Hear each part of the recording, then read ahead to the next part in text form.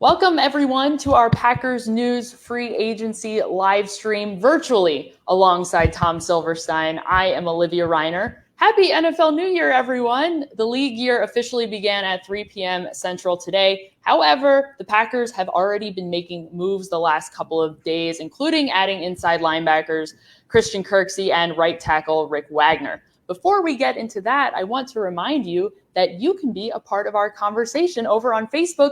Get in our comments right now. Ask your questions. Leave us your wishes. Maybe you have a deep, dying wish that you want the Packers to add a certain player in free agency.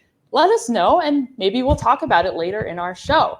But first, Tom, I want to discuss the state of Packers free agency so far. As I mentioned, the Packers added inside linebacker Christian Kirksey, former inside linebacker of the Cleveland Browns, on a 2-year, $16 million deal with a $4 million cap hit roughly in 2020. They also added right tackle Rick Wagner, formerly of the Detroit Lions, on a 2-year, $11 million deal with roughly a $4.8 million cap hit. Per your calculations, the Packers are about $14.7 million under the cap in 2020 as of right now.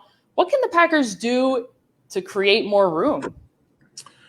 Well, they have a few options. Really, only one of them is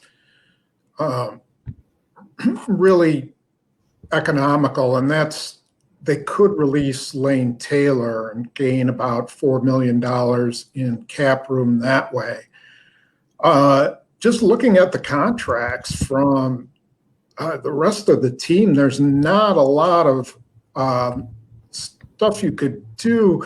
You could push back some money that was paid to or is being paid to Zadarius Smith and Preston Smith. But, you know, the more you push back some of that money becomes due in later years. And you don't want to play this game of continually guaranteeing money and prorating money so that when the guy is eventually cut or hurt or whatever, you know, you end up taking a huge cap hit. It's sort of a never-ending cycle. So the Packers made some moves there at inside linebacker and right tackle. However, the Packers have other needs, and whether they're going to address those needs in free agency or in the draft remains to be seen. They still need to add a tight end. They currently only have 3 tight ends on the roster, including Jay Sternberger, Robert Tonyan, and Evan Bayless.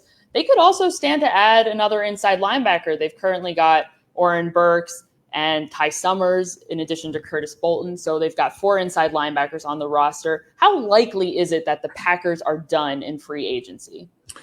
Well, I don't think they're done. I think they're going to be looking for shopping at Marshall's. You know, they're looking for bargains. And it's possible they could still pay one more guy at a, $5 million, $6 million clip. But I don't believe that the $8 or $10 million per year signing is coming. I think they've got to save their money to re-sign Kenny Clark and David Bakhtiari, both who are free agents after this year and will command enormous amounts of money. If they want to keep Aaron Jones, they need to keep some of that cap money. So I think they were probably looking at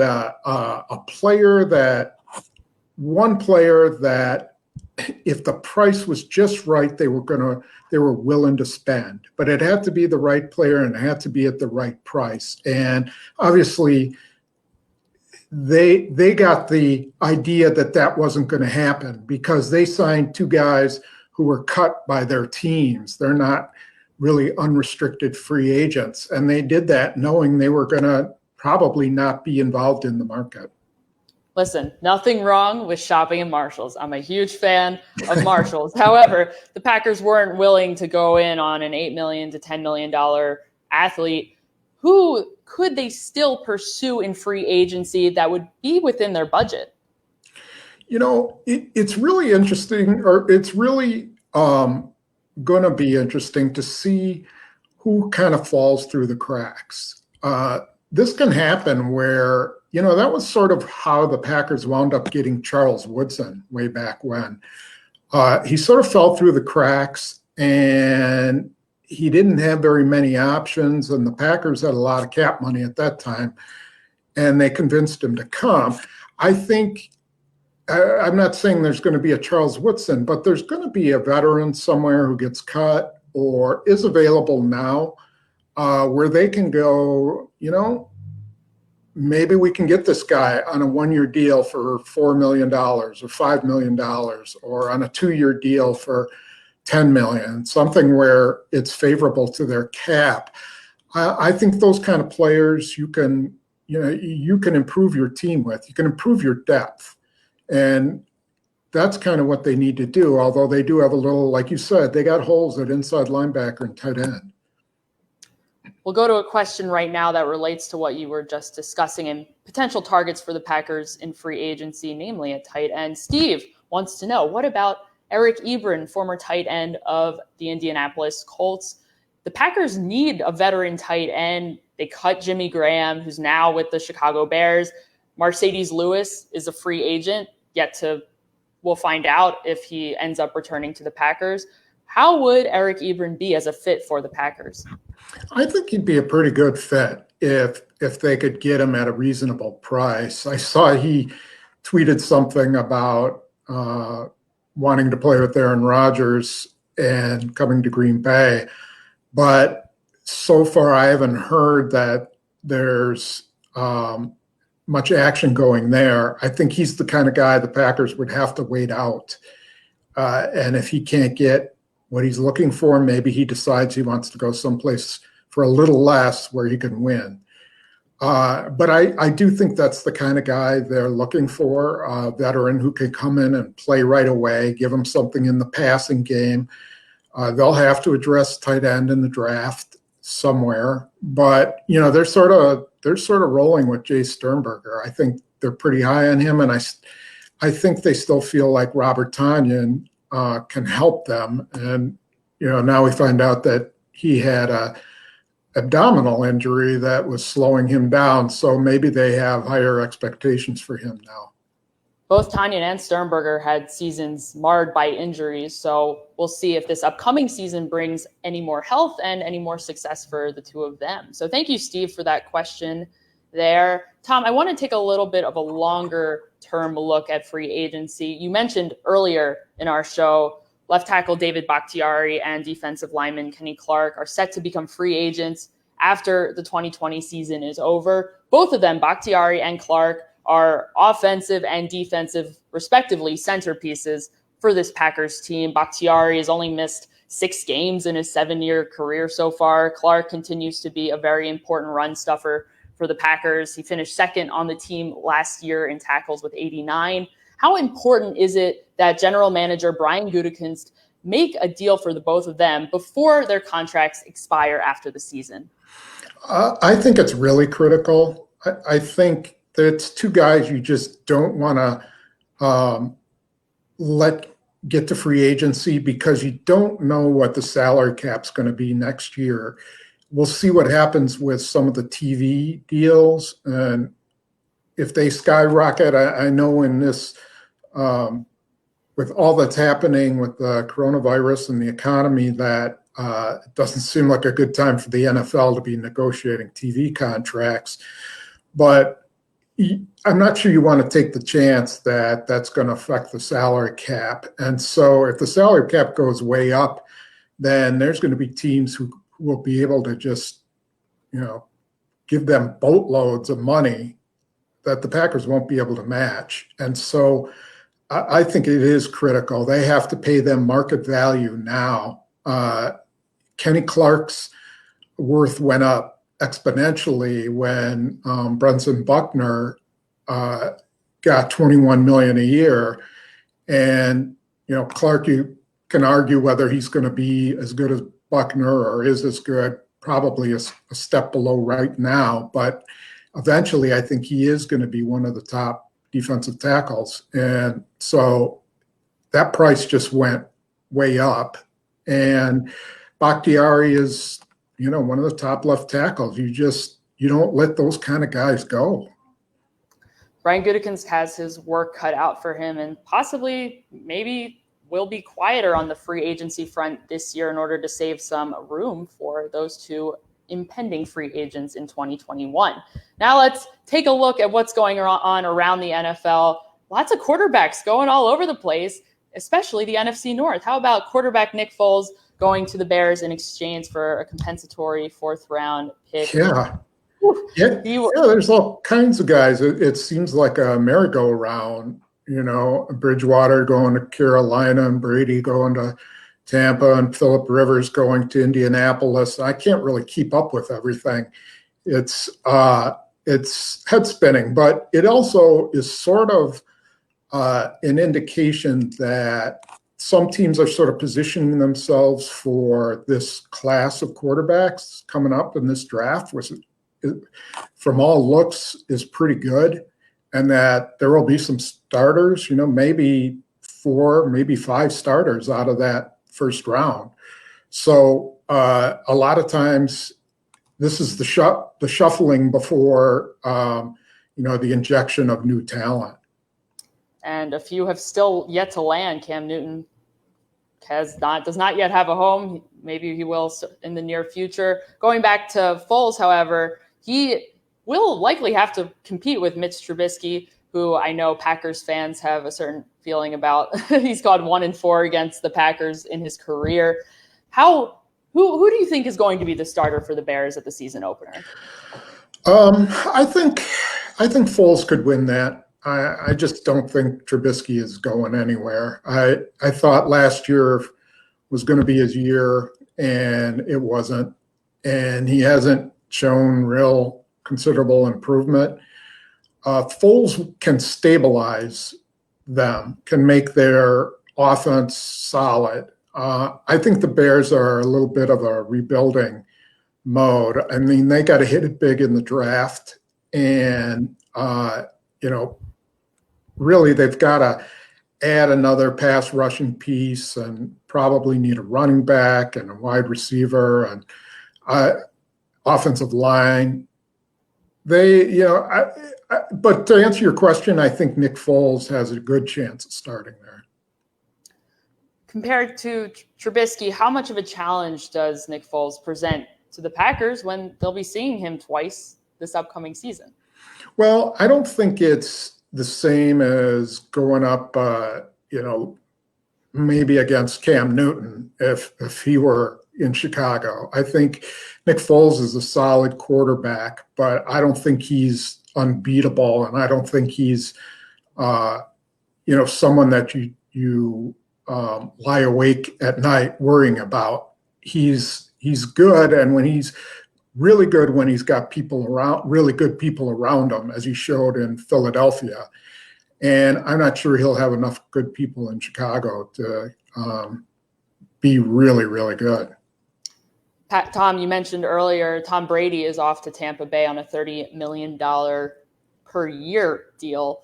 The Packers faced Tampa on the road this season. They haven't faced off against the Bucs since December 3rd, 2017. I was not at that game. This was before my time.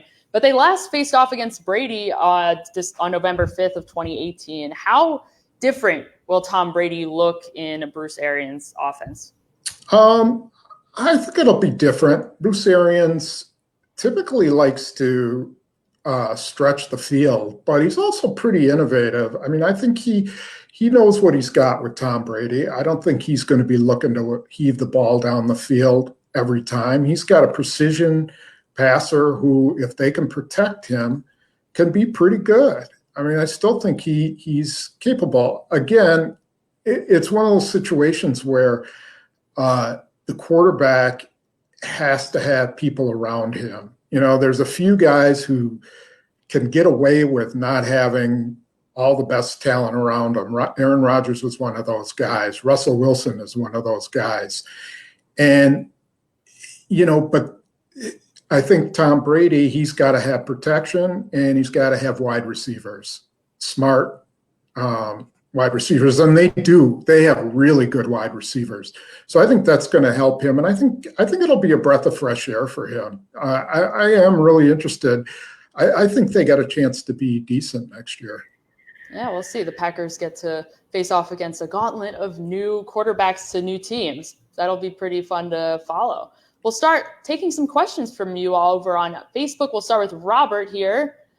Robert wants to know, could the Packers move right guard Billy Turner or left guard Elton Jenkins out to right tackle and keep Lane Taylor in at guard? So we'll start with that part of the question before we move into your second part of the question there. So Tom, what do you think? Is it possible to kick out one of those two guards and keep Lane Taylor? I don't think it's ideal. I don't think you want to play guys out of position. I think, they signed Ricky Wagner for a reason. And yeah, they'd love it if he didn't start. They'd love it if they could get a guy who could replace him.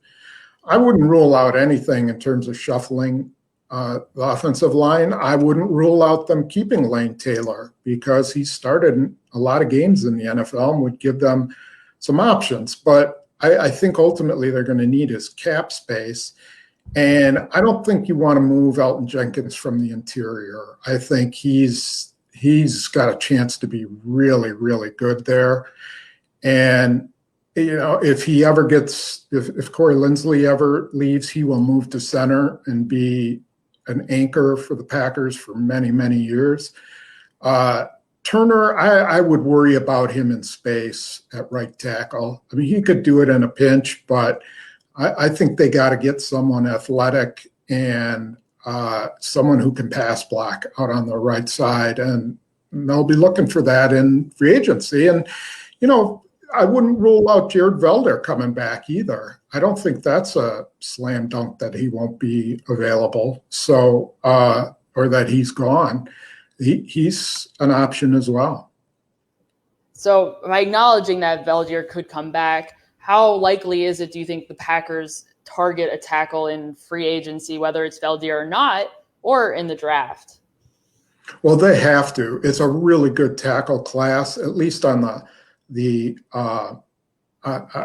the upper ranks of the draft. There's some really good tackles, and if they're lucky enough to get one to drop to them at 30, or if they can move up to get one, then I think they should do it. I think it's better.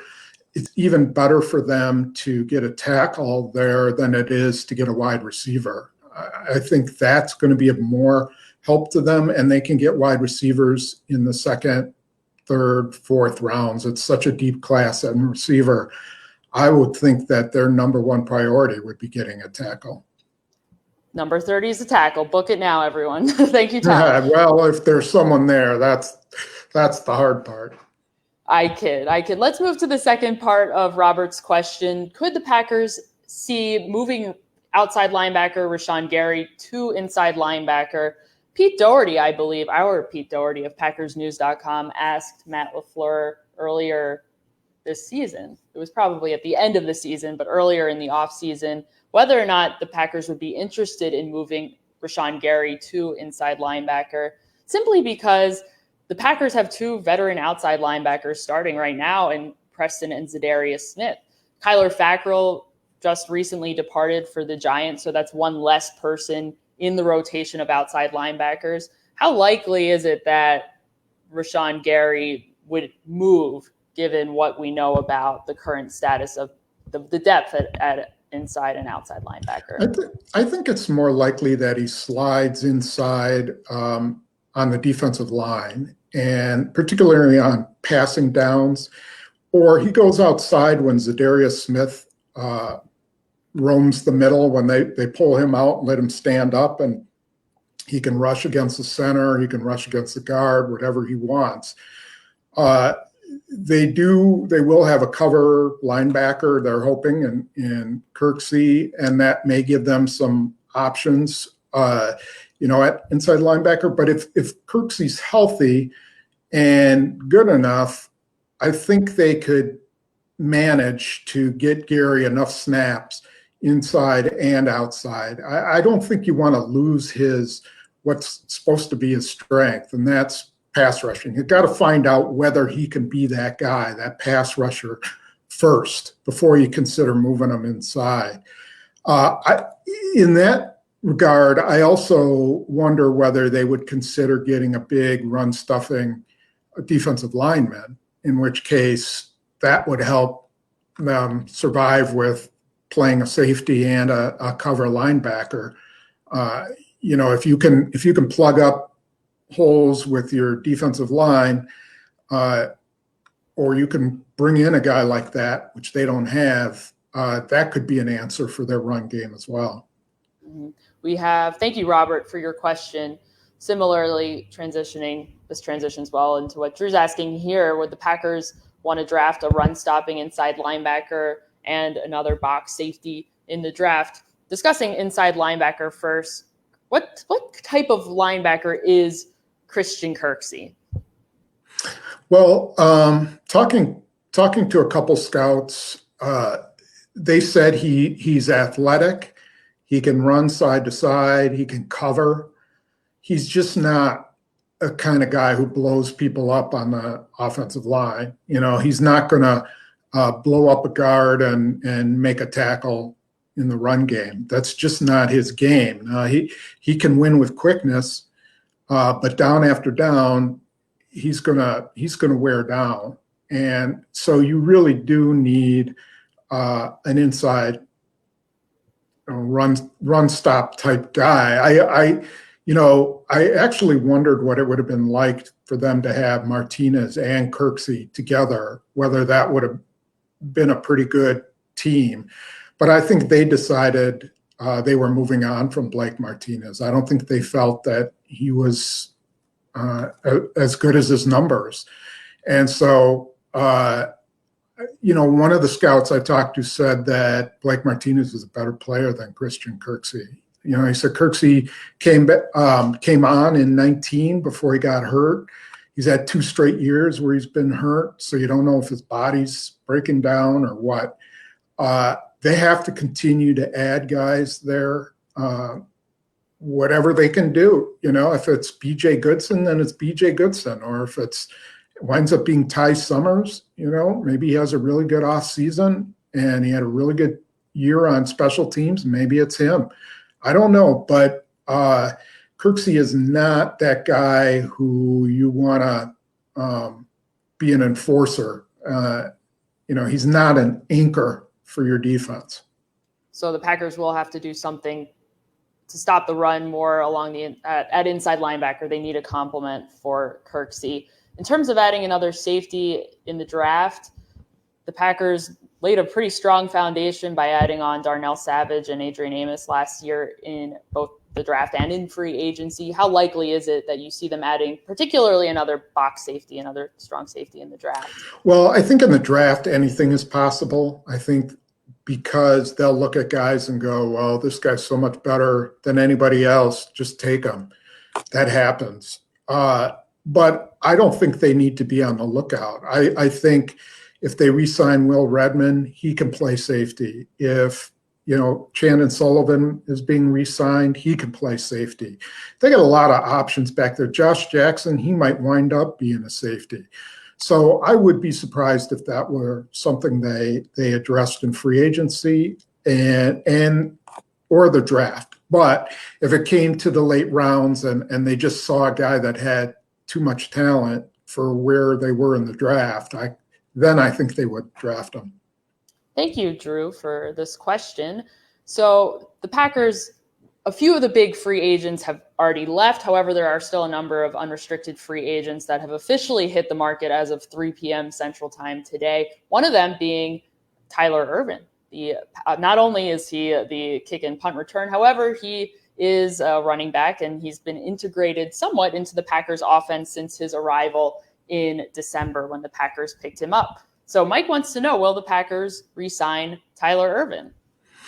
Well, the tough part is that every year it's easier and easier to get running backs. And you can get, I think, more gadget type players coming out of college than you could in previous years because of some of the spread offenses and guys playing all over the place.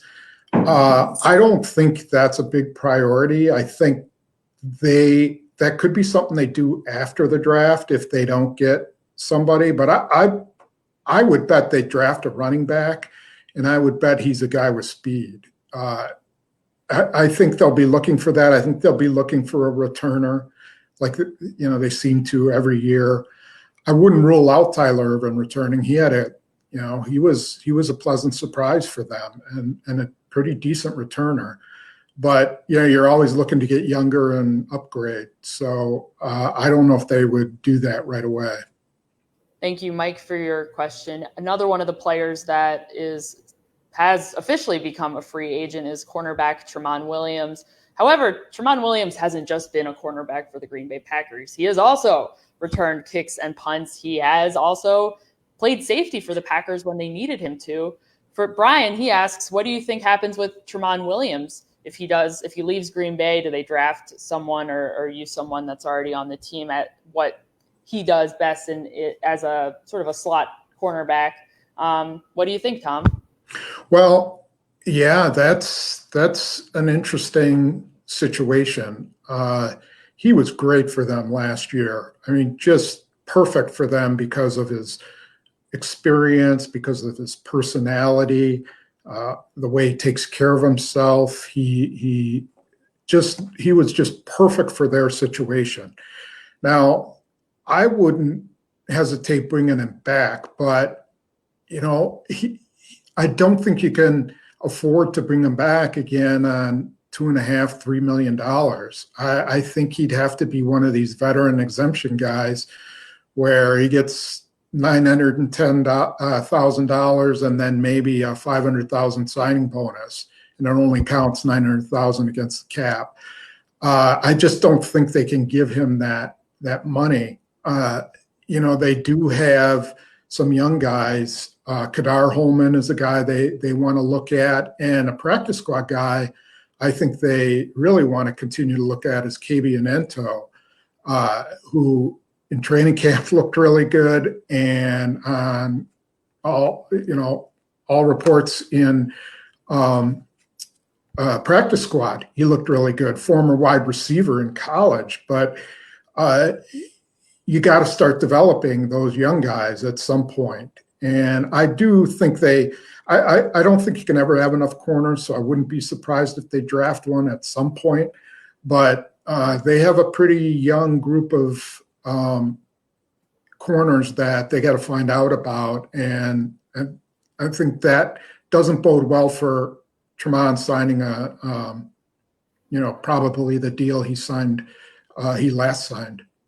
Well, we'll see over the coming weeks what the Packers end up doing there with Sherman Williams. Thank you, Brian, for your question. That's going to do it for us today, everyone. Thank you for joining us. We really appreciate it. Lots of really good questions. We didn't get to all of them. However, we will be back later this week with more live streams. So if we did not answer your question today, come back. Most likely around this time, we'll be doing another live stream tomorrow. Yeah, so and the questions I answered today, tomorrow the answers will be different.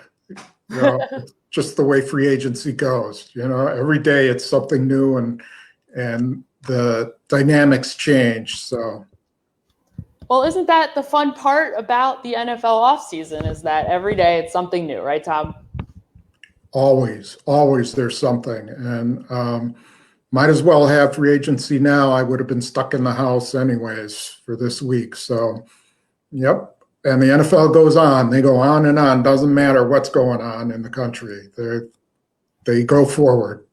Yes, the NFL world keeps turning. Hopefully, again, I said it at the beginning of our broadcast, but hopefully everyone, you are healthy and safe wherever you are. Hopefully you're practicing good social distancing just as we are today. Thank you, everyone, for joining us. We really appreciate it, and we'll see you next time.